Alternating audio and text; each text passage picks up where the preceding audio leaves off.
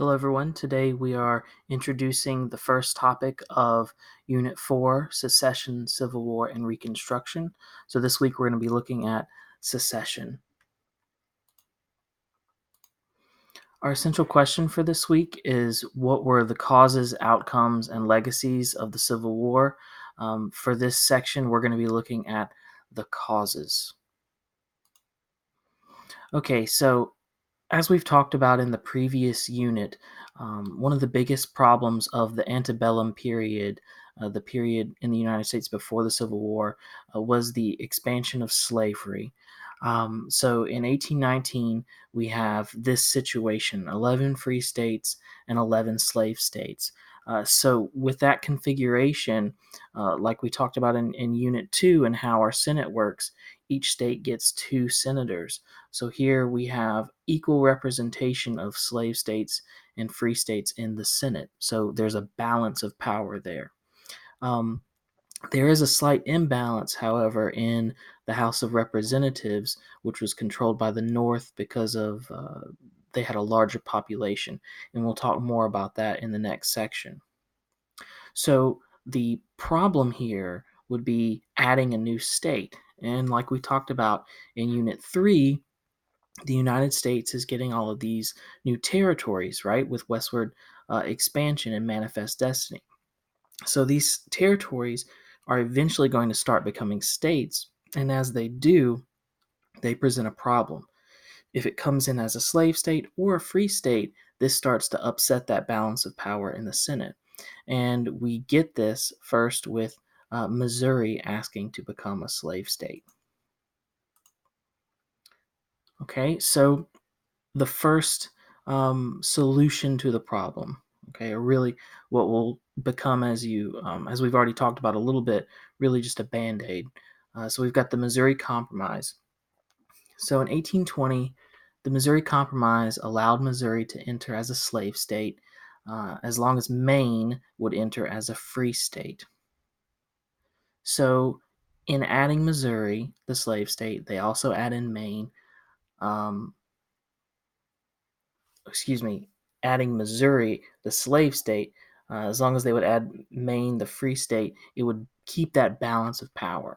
So the compromise also had a second part, and with that part, they knew we can't always ensure that two states enter at the same time, one slave, one free. So they thought they could solve the issue by drawing a line. So this line at Missouri's southern border, basically any territory north of the border would be free, any territory south would be slave. But we'll see here soon that they don't really stick to this.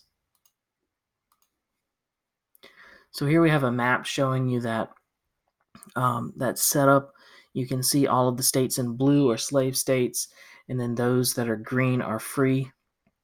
And then you have this orange territory that now, because it's north of that Missouri Compromise line, is going to be closed to slavery.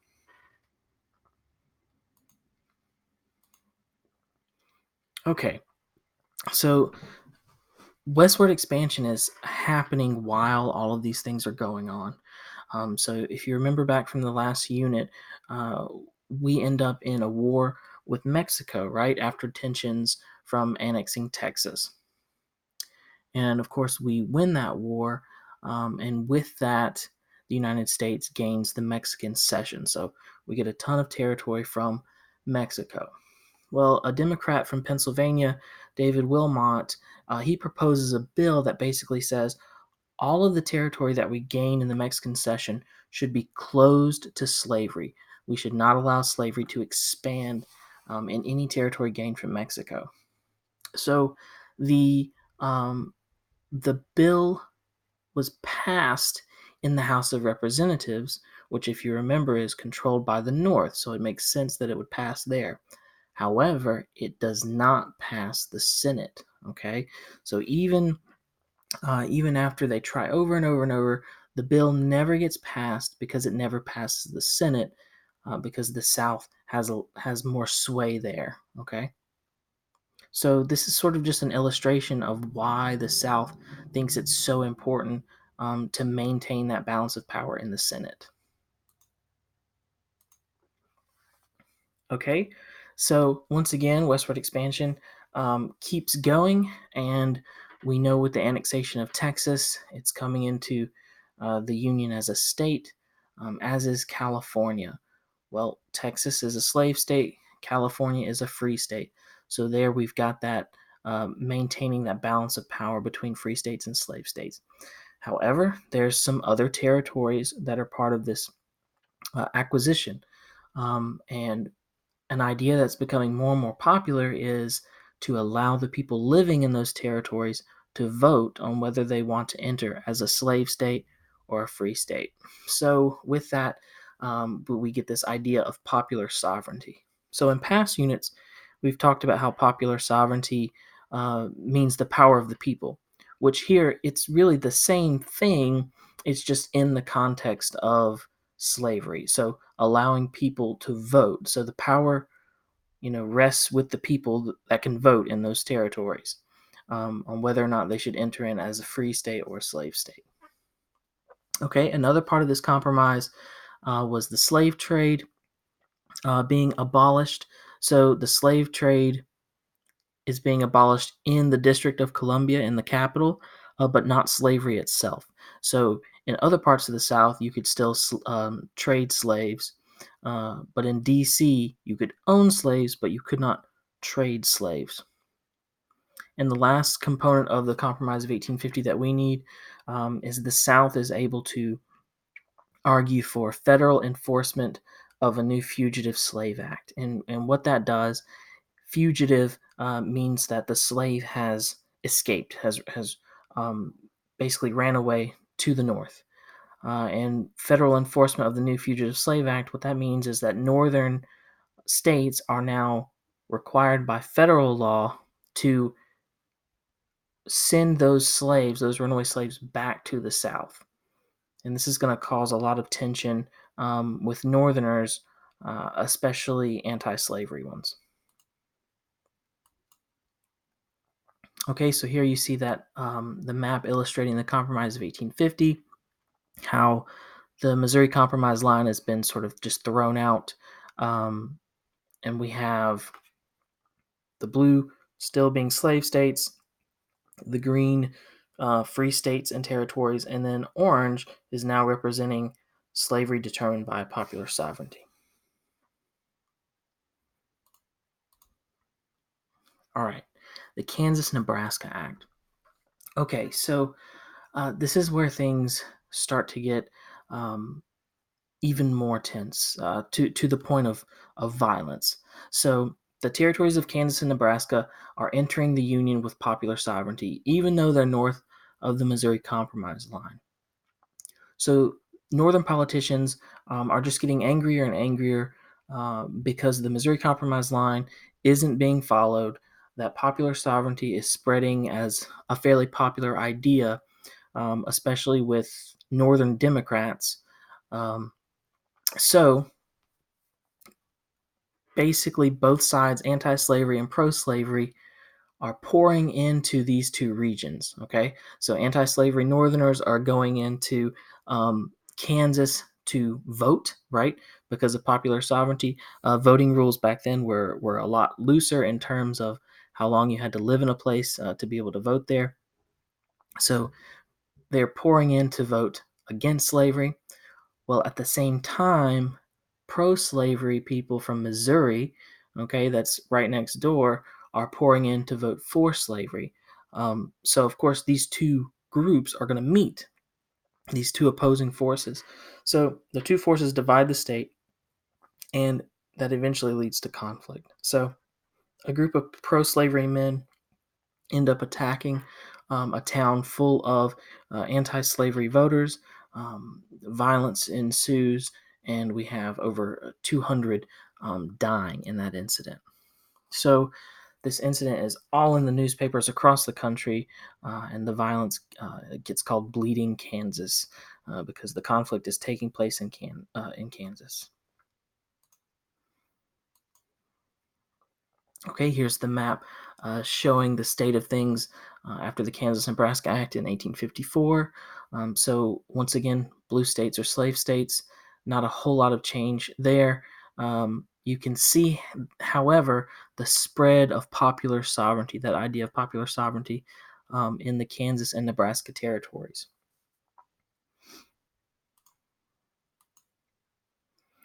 Okay, so now we see the issue of slavery going all the way up to the Supreme Court with the Dred Scott decision. So Dred Scott was a slave who traveled with his master to a free territory, but then he returned to Missouri, which was a slave state.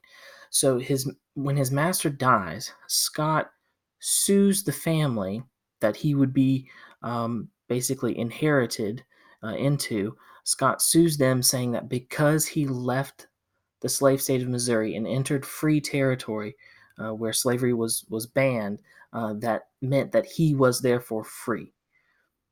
So it goes into the courts, goes all the way up to the Supreme Court, and they make a decision that is not only going to be a huge deal for Dred Scott, but it's going to be a huge deal for African Americans across the country, both free and slave. So here's what they decide.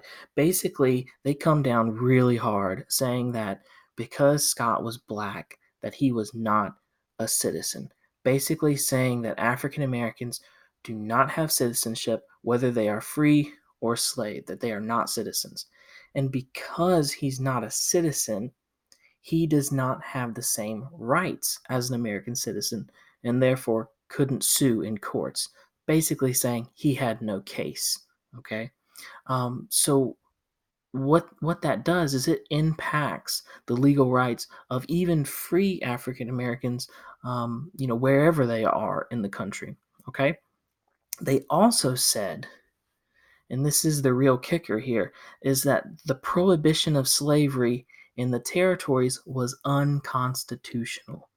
Basically, that every law that had ever been passed up to this point, every compromise, every decision, even those in northern states, that they could not constitutionally prohibit slavery anywhere in the country. And their reasoning for this was that because slaves are property, Congress had no right to deny people their property wherever they were living without due process. So basically, if you didn't break a law, okay, if you didn't commit a crime, then the government has no right to try and take your property away from you. So, because they equated slaves with property, they basically said that you could have a slave anywhere in the country, even if slavery had been banned in that place for a really long time. And with that, of course, Northern politicians were just absolutely outraged, and Southern politicians were super happy. Okay, so here we have some pictures of uh, bleeding Kansas. Down here in the lower left, we've got a portrait of Dred Scott in the upper left. Then we have John Brown. We'll talk more about him on the upper right, and then Supreme Court Chief Justice Taney here in the bottom, who led that decision. Okay, so while all of this is going on, we of course have the abolitionist movement, which is going to be uh, a very loud factor in a lot of these issues. So the abolitionists were those who wanted to end slavery, so abolition, to abolish, to get rid of slavery. Most Northerners, however, were not abolitionists. So you remember we've talked about over and over how um, the northern economy has industrialized, and a lot of its economy are based off of factories. Many of these factories are textile mills. So, of course, their main source of cotton to make these textiles is coming from slave plantations in the South. So, the northern economy was also interdependent on slavery, even though it was banned in their states. So not all Northerners, in fact, most Northerners were not abolitionists. Okay, in fact, abolitionists were not popular and sometimes even attacked in areas in the North. Okay, some actions of abolitionists. So we have several of the big ones here. Harriet Tubman, you've probably learned about in previous classes.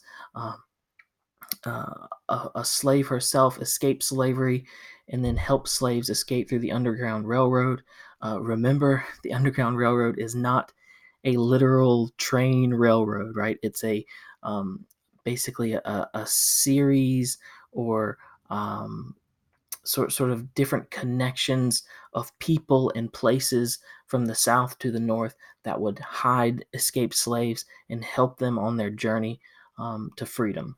Okay, so she goes back several times, helping African Americans escape slavery and get to safety in northern states and even into Canada.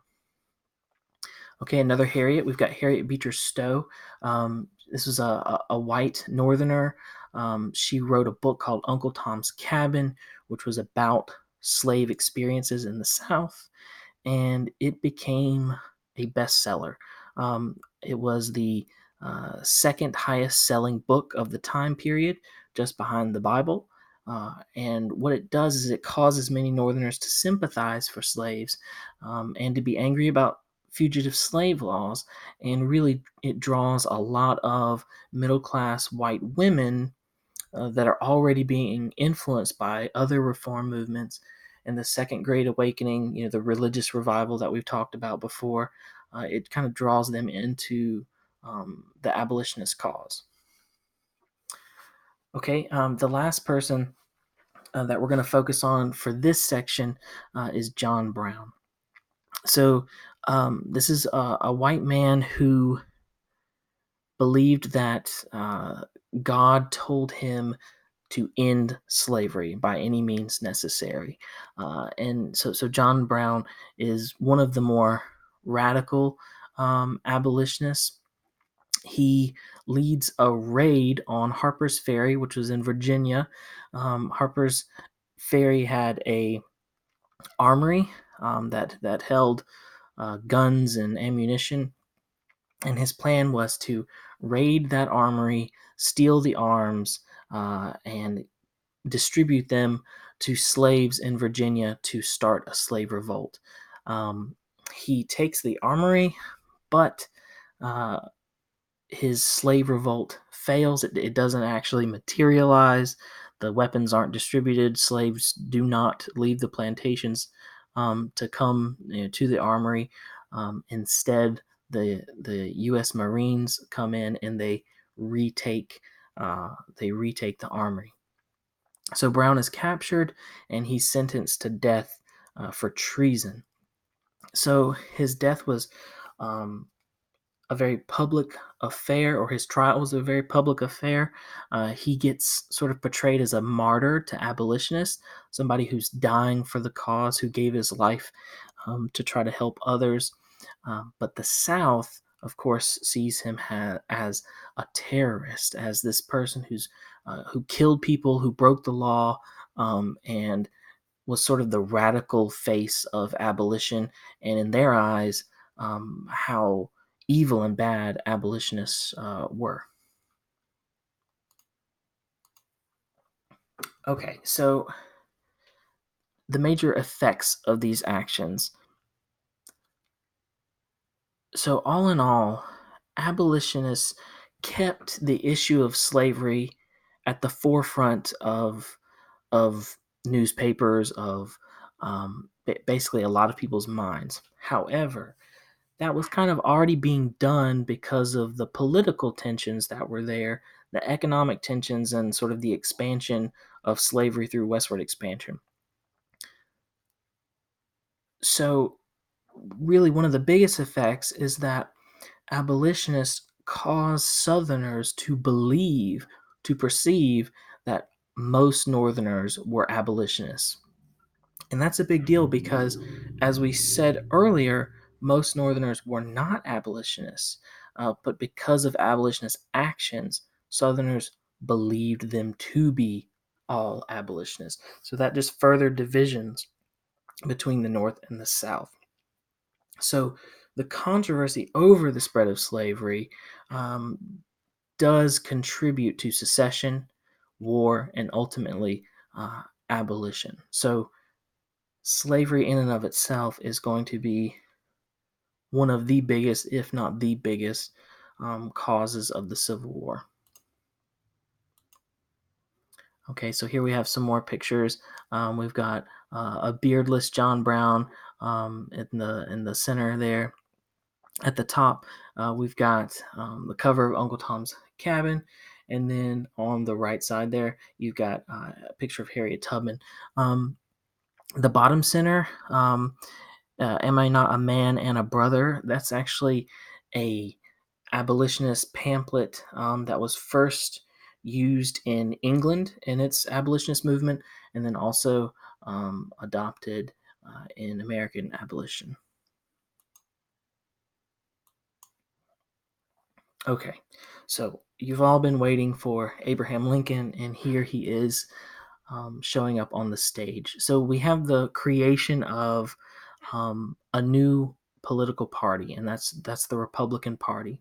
So we've got a combination of Northern Whigs who were sort of the opponents of Andrew Jackson during the Jacksonian era, and then another group called the Free Soilers. Okay, so these two groups are both opposed to the expansion of slavery, and they sort of join political forces in this new party, the Republican Party. Okay. Um, so now we're starting to see the two party system that we're familiar with today: the Democratic Party, which is primarily in the South, and the Republican Party, which is primarily in the North. Okay, and we'll talk about in future units how the parties shift a little bit, and they'll change geographically and demographically. Okay, so the group that we want to focus on in the Republican Party are the Free Soilers. So what's interesting about the Free Soilers is their name kind of tells you exactly what they want. Free Soilers. They want the territory, the soil in the West to be free, to not have slavery. But their reasons for not wanting slavery are different than what you might think. Instead of seeing a moral imperative to not have slavery, they instead look at it as an economic issue. So we have all of these white settlers coming into the West, setting up farms, ranches, all of the economic things we talked about in the last unit. And they did not want to have to compete with slavery for jobs, because at the same time, you've got wealthy plantation owners in the South sending people west to set up more plantations. And these farmers, these small time farmers, knew that they wouldn't be able to compete with wealthy plantation owners buying up land and using slave labor in the West. So they sought to prevent slavery from expanding west for economic reasons. So Lincoln is part of the Republican Party. He's going to get the Republican nomination for the 1860 election. So Lincoln believes that slavery was wrong morally, and he wanted to prevent its expansion. He didn't want it to keep spreading through the West. However, he was also afraid of abolition. He did not necessarily want to abolish slavery, or at least he did not see a way to do so without causing further conflict. Okay. Um, he did not believe in racial equality, but he also did not believe in slavery. Okay, so the main event, the election of 1860. So the Democratic Party, which is mostly the party of the South and is mostly pro-slavery, is split. Okay, they've got two major candidates running: Stephen Douglas and Breckinridge. So with Douglas, he sort of represented Northern Democrats, and they believed in popular sovereignty. Okay, allowing states and territories to vote on whether or not they would be free or slave. Okay? Southern Democrats, because of the Dred Scott decision from the Supreme Court, they said, you can't prohibit slavery anywhere. The Supreme Court has ruled it unconstitutional. So we don't have to settle for popular sovereignty. We can expand slavery anywhere we want. Okay? So because these two guys are running against each other, they split the Democratic vote, where mostly Northern Democrats vote for Stephen Douglas and a lot of Southern Democrats vote for Breckinridge. So because the vote is split, the Republican Party is able to gain a foothold in the election, and Lincoln wins. Okay, so Lincoln wins the election of 1860. The Republican Party wins.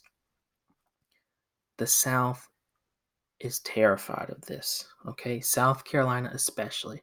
So the South fears that Lincoln will abolish slavery, because remember, the South has this perception that everyone in the North is an abolitionist, and that if you are against the expansion of slavery, then you will want to abolish it. Okay, that eventually that's where you're headed, is the abolition of slavery.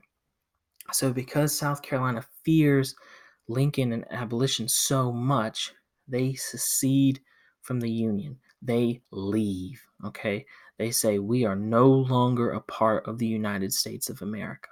So they withdraw from the Union. This is very similar to the nullification crisis that we talked about with Andrew Jackson, right?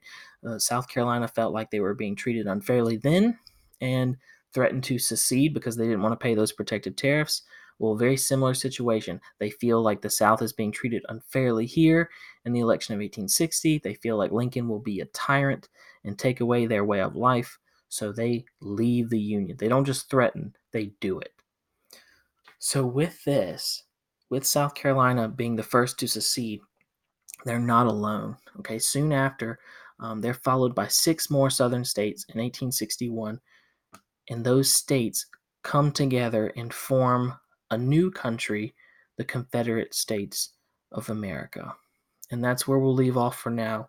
Next topic, the Confederate States of America versus the Union, the actual war, Confederate States versus the United States.